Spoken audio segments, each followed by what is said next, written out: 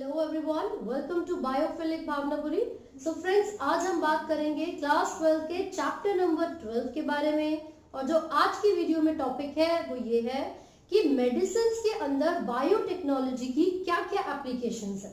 मतलब अभी तक हमने ये देखा कि बायोटेक्नोलॉजी को हम अलग अलग फील्ड्स में यूज कर सकते हैं, जैसे कि एग्रीकल्चरल फील्ड, राइट। तो प्रीवियस वीडियोस में हम ऑलरेडी डिस्कस कर चुके हैं कि प्लांट्स को इंसेक्ट से एंड रेजिस्टेंट से, जो भी पेस्ट है उनसे रेजिस्टेंट कैसे बनाया जाए।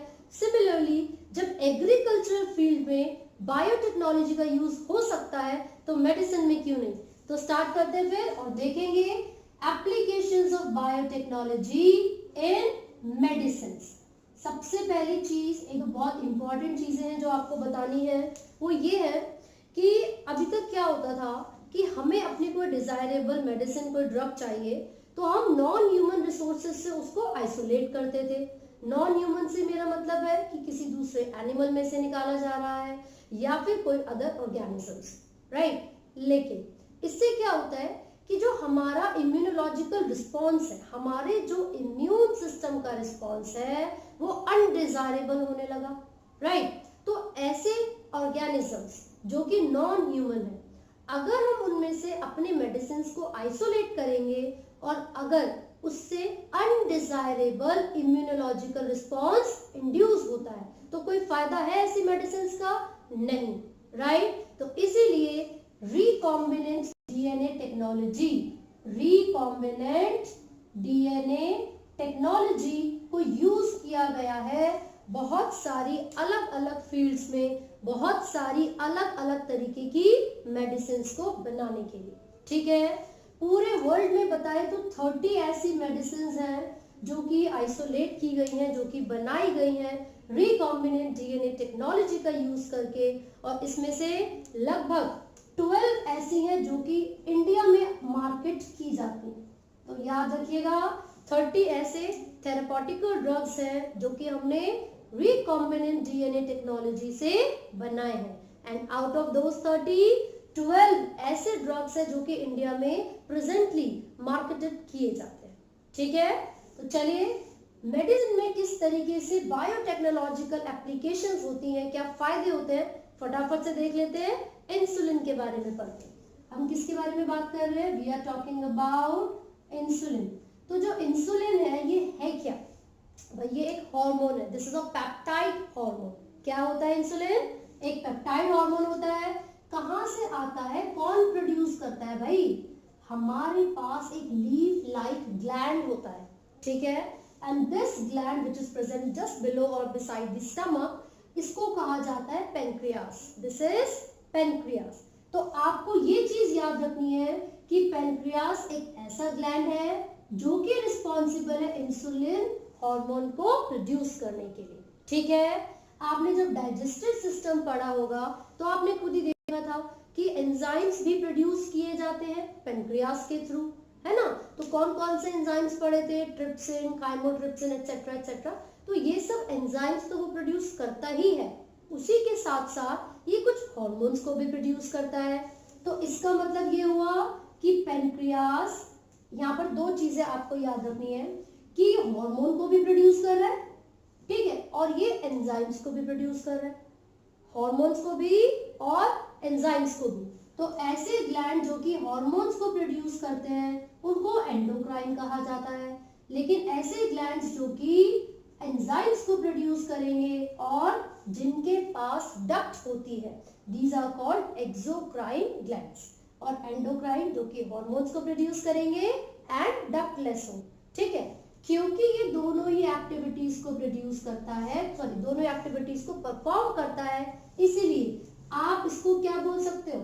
मिक्सोक्राइन बोल सकते हैं, डुअल फंक्शन बोल सकते हैं, क्योंकि दोनों ही एक्टिविटीज परफॉर्म कर रहा है, राइट। फिलहाल हम स्टिक करेंगे अपने टॉपिक पर जो कि है applications of biotechnology in medicine.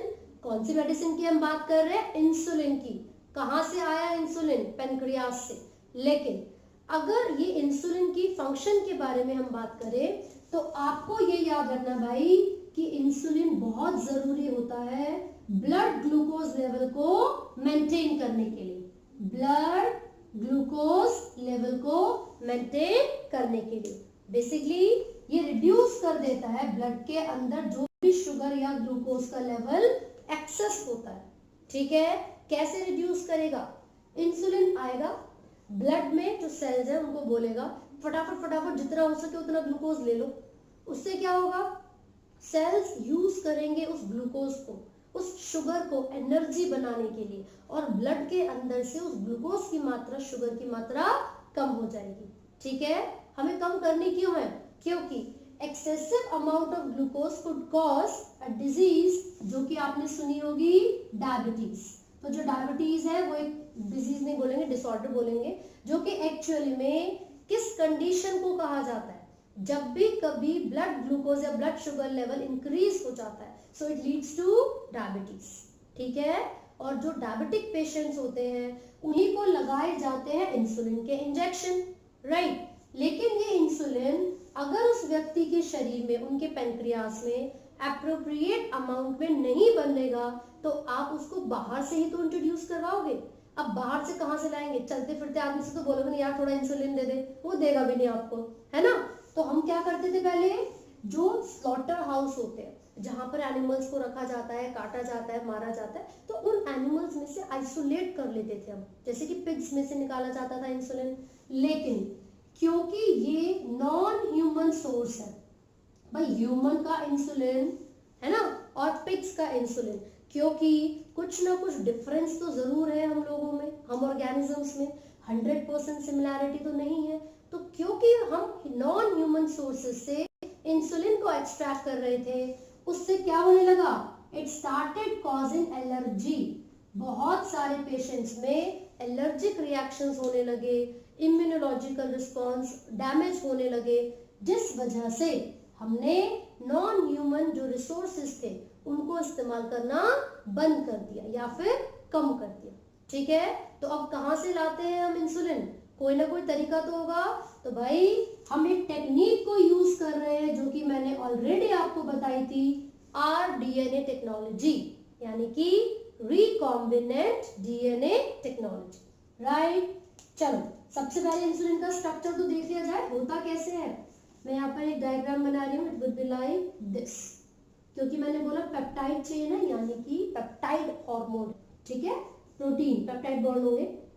यहाँ पर आप कुछ इस तरीके से स्ट्रक्चर्स को ऑब्जर्व करोगे, ये सी पेप्टाइड होती है, this is called C peptide, ठीक है। लेकिन ये वाली जो लाइन है, this is A peptide and this is B peptide. यहाँ पर हम फटाफट से लेबल कर लेते हैं, ये हो गया ए, ये हो गया B and this is C peptide, right. हमेशा याद रखिए, जब भी पेनक्रियास से इंसुलिन बनेगा, प्रोड्यूस होगा, तो वो प्रो इंसुलिन कहलाएगा। प्रो का मतलब होता है इनएक्टिव, है ना, पबजी वाला प्रो नहीं है ये। तो आपको याद रखना है, दिस इज प्रो इंसुलिन। भाई ये क्या है? This is pro insulin. अब ये जो इनएक्टिव इंसुलिन है, इनएक्टिव क्यों बोला गया है? सबसे इंपॉर्टेंट चीज, because it has C peptide. इसको हमने इनएक्टिव क्यों बोला है बच्चों? क्योंकि इसके पास सी पेप्टाइड प्रेजेंट होती है। और जैसे ही इंसुलिन मैच्योर होता है, जैसे ही इंसुलिन में मैच्योरेशन होती है, removal of C peptide occurs, removal हो जाएगा सी पेप्टाइड का। और जब ये सी पेप्टाइड रिमूव हो जाएगी तो याद रखिए हमारे पास ए और बी पेप्टाइड बचेगी and this insulin will be called the mature insulin. ये ए पॉलीपेप्टाइड है and this is B peptide. तो ये दोनों पेप्टाइड मिलकर मैच्योर इंसुलिन को रिप्रेजेंट करेंगी। हमने यहाँ पर लिख लिया बेटा, दिस इज मैच्योर इंसुलिन। तो समझ में आया, ये प्रो इंसुलिन था क्योंकि इसमें एक इनएक्टिव पेप्टाइड जुड़ी हुई थी जिसको हमने सी पेप्टाइड बोला। लेकिन यहाँ पर जैसे ही सी पेप्टाइड रिमूव हो गई और ये इंसुलिन में ए और बी पेप्टाइड बची, तो उसको क्या बोलते हैं हम? Mature insulin. ये तो क्लियर हो गया, हमें पता चल चुका है कि इंसुलिन का स्ट्रक्चर कैसा है, उसमें कितनी पेप्टाइड्स है, राइट। आगे बढ़ते हैं। अब मैं आपको बताऊंगी कि किस तरीके से रिकॉम्बिनेंट डीएनए टेक्नोलॉजी को यूज किया गया और आर्टिफिशियल इंसुलिन को प्रोड्यूस किया गया। ठीक है, इसको मैं रब कर देती हूँ फटाफट से, ले लो स्क्रीनशॉट, फिर बोलते हो मैम आप बिल्कुल भी टाइम नहीं देते हो स्क्रीनशॉट लेने के, है ना। अब तो टाइम दे दिया मैंने, ठीक है। चलो भाई, अब हम आगे देख रहे हैं कि कौन सी कंपनी थी जिसने रिकॉम्बिनेंट डीएनए टेक्नोलॉजी को यूज किया और कैसा इंसुलिन बनाया, आर्टिफिशियल ह्यूमन इंसुलिन। तो मैं आपको बता दूं, एक है आपका 1983 में एक अमेरिकन कंपनी थी, अमेरिकन कंपनी, ठीक है, इसका नाम था एली लीली। अब ये जो कंपनी है, इन्होंने क्या किया 1983 में, इन्होंने रिकॉम्बिनेंट डीएनए टेक्नोलॉजी को यूज किया। किस चीज के लिए यूज किया भाई, जल्दी बताओ, आर्टिफिशियल इंसुलिन बनाने के लिए, ह्यूमन इंसुलिन बनाने के लिए, जिसको आप रिकॉम्बिनेंट भी कह सकते हो। तो पता है उन्होंने क्या किया, ई कोलाई बैक्टीरिया लिया। अब ई कोलाई बैक्टीरिया क्यों लिया भाई, क्योंकि 20 मिनट्स के अंदर इसका जो पूरा सेल डिवीजन है वो कंप्लीट हो जाता है, ठीक है। 18 मिनट्स में रेप्लिकेशन और बाकी 2 मिनट लगेंगे इसको सेल डिवाइड करने में, तो जल्दी रिजल्ट मिलेगा। तो जो ई कोलाई बैक्टीरिया है उसके अंदर हमने कॉम्प्लीमेंट्री, सी का मतलब क्या है, कॉम्प्लीमेंट्री डीएनए को इंट्रोड्यूस किया। अब ये कॉम्प्लीमेंट्री डीएनए का क्या मतलब है, ऐसा डीएनए जो कि ह्यूमन बींग्स के अंदर इंसुलिन को प्रोड्यूस करता हो, राइट। तो हमने क्या किया, ई कोलाई बैक्टीरिया के अंदर इस कॉम्प्लीमेंट्री डीएनए को डाला, और जब हम इस कॉम्प्लीमेंट्री डीएनए को इसके अंदर इंट्रोड्यूस करेंगे, so after some time we can observe, क्या ऑब्जर्व कर सकते हैं हम, formation of A and B chains. यही उन साइंटिस्ट ने ऑब्जर्व किया था कि जब हमने इस कॉम्प्लीमेंट्री डीएनए को ई कोलाई में डाला तो कुछ समय बाद इस ई कोलाई बैक्टीरिया के अंदर इंसुलिन की 2 चेन्स बनी, चेन ए और चेन बी। लेकिन ये दोनों ही चेन्स बनी थी सेपरेटली। कैसे बनी थी, सेपरेटली, ठीक है। अब आपको ये याद रखना है कि ये दोनों चेन सेपरेटली बनेंगी, तो हमें क्या करना है, हमें सी पेप्टाइड तो वैसे भी नहीं चाहिए थी, राइट। हमने इनको बाहर निकाला, इनको आइसोलेट किया और आर्टिफिशियली डाइसल्फाइड बॉन्ड से, आर्टिफिशियली हमने क्या किया, डाइसल्फाइड बॉन्ड से इनको जोड़ दिया। यानी कि अगर ए पेप्टाइड है, ये बी, तो आर्टिफिशियली हमने क्या बनाया, डाइसल्फाइड बॉन्ड बनाया और इन दोनों चेन्स को एक दूसरे से जोड़ दिया ताकि ये मैच्योर इंसुलिन में डेवलप हो जाए, या फिर डेवलप इंसुलिन जो प्रॉपर तरीके से होता है।